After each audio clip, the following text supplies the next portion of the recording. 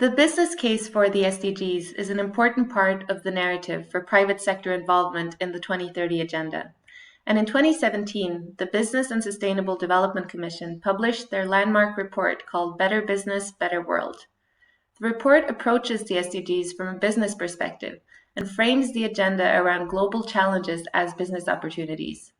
The report says, we must embrace an economic model which is not only low carbon and environmentally sustainable, but also turns poverty, inequality, and lack of financial access into new market opportunities for progressive, profit-oriented companies.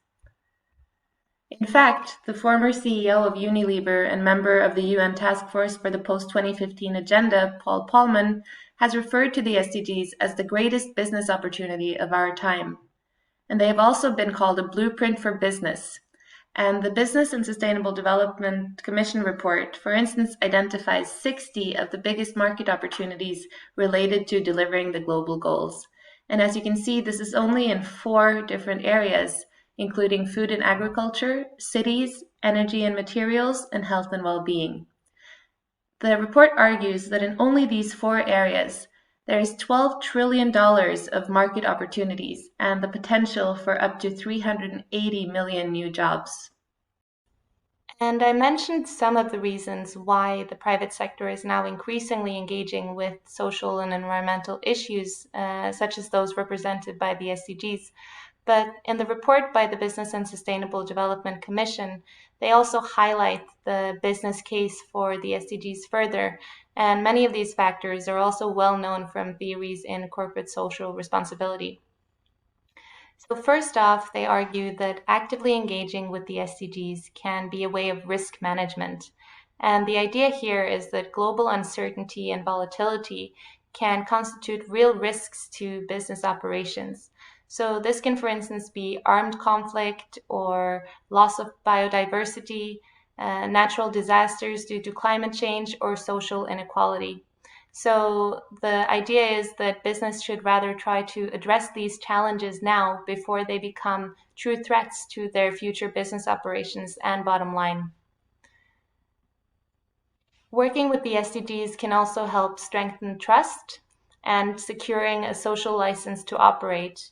Especially after the financial crisis and in more recent years, we're seeing that companies are facing increased scrutiny, both from the general public but also from activists and NGOs when it comes to corporate malpractice. And they can therefore regain trust by being a responsible actor who is contributing to the Sustainable Development Agenda. It can also be a way of identifying new business opportunities as they highlight areas where there is need for innovation and also new markets where investments are needed. It can also be a way of gaining efficiency in your business operations. So the report argues that aligning the business with the SDGs, for instance, by transitioning to a circular economy model, will lead to being more efficient because you are producing less externalities, such as, for instance, waste.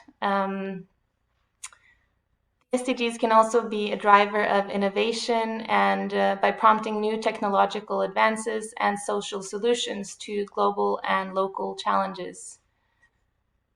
Finally, it's with the heightened awareness among the general public on issues related to sustainability, active involvement with the SDGs can enhance the company's reputation. And this is not only important in order to attract customers, but also investors are increasingly looking into the long-term sustainability factors of businesses when they are looking to invest. Further, we have surveys that show that today's youth and students want to work for responsible employers. So this can be an important factor in attracting the most attractive workers for your company. So while many argue that private sector involvement in the SDGs is a win-win situation, others are more critical. And in an article by Shavens and colleagues, Kramer writes that the often rosy triple win rhetoric around the SDGs present a fundamentally unrealistic picture and one that ignores the clear tensions that are likely to arise between goals of different interest groups. And here he highlights the issue of trade-offs, which is often missing from a lot of discussions on the SDGs. And while the narrative is often that all of these social, economic, and environmental goals go hand in hand, and that they're all in our common global interest, there is less focus on conflicting interests among various interest groups in society, and also on how progress on one goal could actually lead to regression on another. In the same article by Shavens and colleagues, they highlight further criticisms against the heavy reliance on the private sector in the 2030 agenda. And first off is a more systemic critique of the dominance of the neoliberal agenda in the SDGs. So many scholars argue that there is too much of a business influence, and that the very structures and actors that have contributed to deepening the global challenges that we're facing today, such as global inequality and climate change, that these same actors and institutions are now being asked to fix these problems. So some have claimed that this becomes like trying to move chairs around on the Titanic, and that we're not really addressing the root causes of these massive challenges that the world is facing today. And secondly, they highlight the issue of the agenda failing to address structural causes of poverty.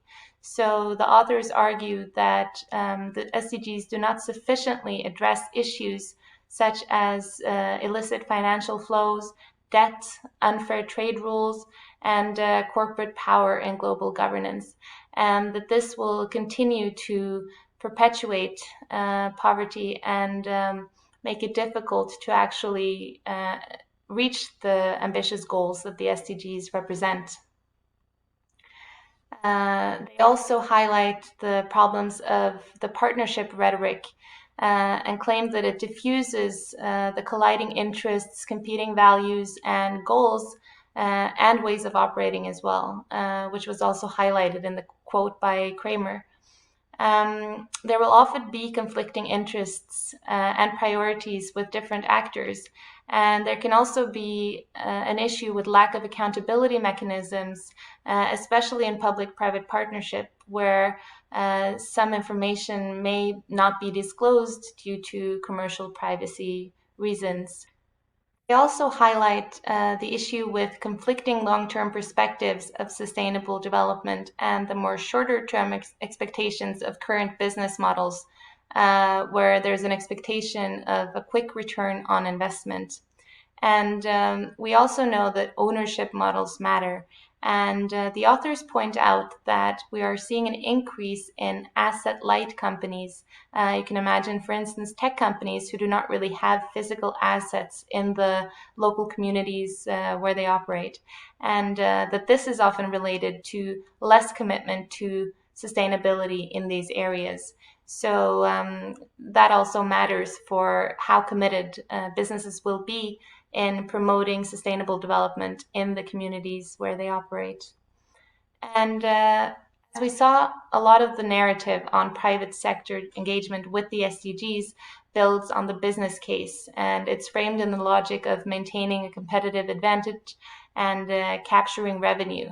So there are concerns of what this will mean for the more intangible objectives of the 2030 agenda, such as dignity, inequalities, inclusive development, and whether or not business can actually be or play a constructive role in addressing some of these issues, and that they will not just be overlooked. And finally, Shavens and colleagues highlight the lack of coherence within and among actors, and that much of the corporate engagement in the sustainability agenda is dealing with the symptoms of maldevelopment rather than the actual causes. So they point to a wide range of uncoordinated initiatives and certifications that exist, and the often lack of coherence with national and local development agendas.